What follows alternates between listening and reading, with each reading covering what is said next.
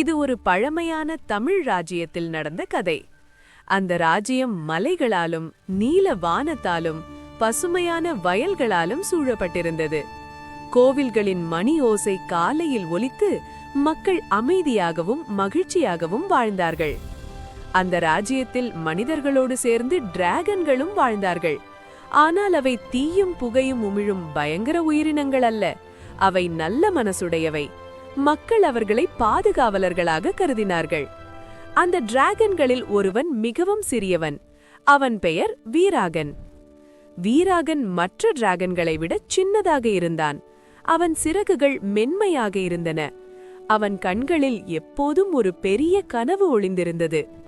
அவன் எப்போதும் அரண்மனை மேல் வானில் பறக்கும் பெரிய அரச டிராகனை பார்த்து ரசிப்பான்.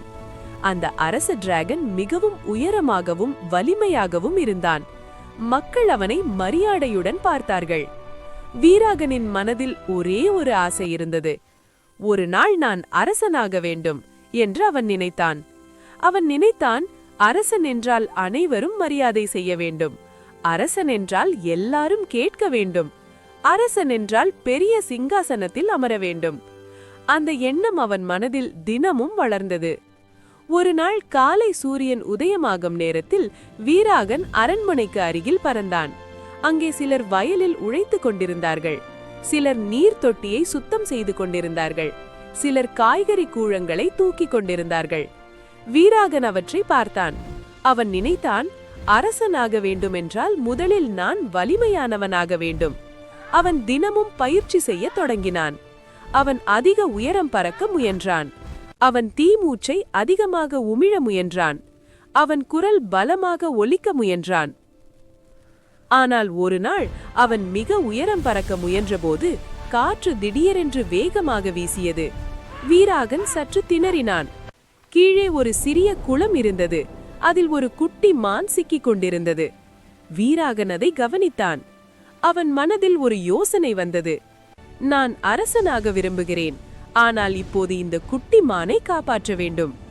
அவன் மெதுவாக கீழே இறங்கி தனது சிறகுகளால் காற்றை கட்டுப்படுத்தி குட்டி மானை வெளியே வர உதவினான். அந்த நிமிஷத்தில் வீராகன் ஒரு விஷயம் உணர்ந்தான். அவன் இதயத்தில் ஒரு வெப்பமான மகிழ்ச்சி ஏற்பட்டது. அவன் நினைத்தான், மற்றவர்களுக்கு உதவும் போது இதுதான் உண்மையான மகிழ்ச்சி. அதன் பிறகு வீராகன் தினமும் யாருக்காவது உதவத் தொடங்கினான். வயலில் தண்ணீர் தேவைப்பட்டால் மேகங்களை தள்ளி மழை வர செய்தான். கோவில் மணி சிக்கி இருந்தால் மெதுவாக அதை சீர் செய்தான். குழந்தைகள் பயந்தால் மென்மையான தீ ஒளியால் இரவை வெளிச்சமாக மாற்றினான். அவன் மெதுவாக புரிந்து கொண்டான், அரசன் என்பது சிங்காசனத்தில் அமர்வதல்ல. அரசன் என்பது மற்றவர்களுக்கு நிம்மதி கொடுப்பது. ஒரு நாள் ராஜ்யத்தில் பெரிய புயல் வந்தது. கரு மேகங்கள் சூழ்ந்தன. காற்று வீசியது. மழை பலமாக பெய்தது. மக்கள் பயந்தார்கள். வயல்கள் நீரில் மூழ்க ஆரம்பித்தது. அந்த நேரத்தில் வீராகன் வானில் பறந்தான். அவன் தனது சிறகுகளை விரித்து காற்றின் திசையை மாற்ற முயன்றான். அவன் தீயை உமிழவில்லை. அவன் கோபப்படவில்லை. அவன் அமைதியாக இருந்தான். அவன் புயலை மெதுவாக மலை பக்கம் தள்ள முயன்றான். பல மணி நேரம் முயன்றான். இறுதியில் புயல் குறைந்தது. வானம் தெளிந்தது. சூரியன் வெளிச்சம் கொடுத்தான். மக்கள் நிம்மதி அடைந்தார்கள். அந்த நாளில் அரச டிராகன் வீராகனை பார்த்து மகிழ்ந்தான். ஆனால் நான் இங்கே சொல்ல விரும்புவது என்னவென்றால், வீராகன் இப்போது அரசனாக வேண்டுமென்ற ஆசையை நினைக்கவில்லை. அவன் மனதில் வேறு எண்ணம் இருந்தது. நான் உதவ முடிந்தால் போதும். காலம் சென்றது. மக்கள் வீராகனை அன்புடன் பார்த்தார்கள். குழந்தைகள் அவனை பார்த்து சிரித்தார்கள். வயதானவர்கள் அவனை ஆசிர்வதித்தார்கள். ஒரு நாள் அரச டிராகன் வயதாகி ஓய்வு எடுக்க முடிவு செய்தான். அவன் புதிய தலைவரை தேர்வு செய்ய வேண்டும் என்று நினைத்தான். அவன் யாரை தேர்வு செய்தான் தெரியுமா? அவன் வீராகனை தேர்வு செய்தான். ஆனால் இந்த முறை வீராகன் சிங்காசனத்தை பார்த்து மகிழவில்லை. அவன் மக்களை பார்த்து மகிழ்ந்தான். அவன் புரிந்து கொண்டான், ஒரு உண்மையான அரசன் சேவை செய்கிறான். அவன் முதலில் தன்னை நினைக்க மாட்டான். அவன் மற்றவர்களை நினைப்பான். வீராகன் இப்போது பெரிய டிராகனாக வளர்ந்திருந்தான். ஆனால் அவன் இதயம் மாறவில்லை. அது இன்னும் மென்மையாகவே இருந்தது. அவன் தினமும் ராஜ்யத்தை சுற்றி பறந்தான். அவன் கவனித்தான். அவன் கேட்டான். அவன் உதவினான். அவன் கற்றுக்கொண்ட பாடம் மிக முக்கியமானது. அரசனாக விரும்புவது எளிது, ஆனால் நல்ல தலைவராக இருப்பது சேவை செய்வதால் தான் முடியும். குட்டீஸ்களே, இந்த கதையிலிருந்து நாம் என்ன கற்றுக்கொள்ளலாம்?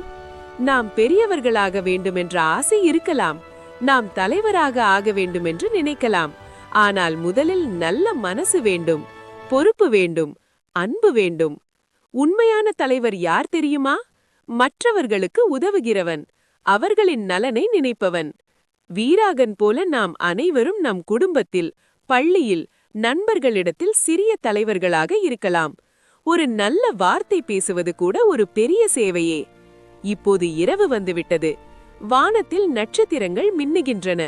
வீராகன் தனது சிறகுகளை மடித்து அமைதியாக தூங்குகிறான். அவன் இதயத்தில் ஒரு நிம்மதி இருக்கிறது.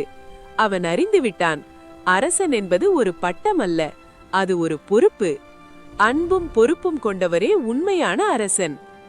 இதுதான் அரசனாக விரும்பிய சின்ன டிராகன் கதையின் பாடம். நீங்களும் நல்ல தலைவர்களாக வளர வாழ்த்துகிறேன்.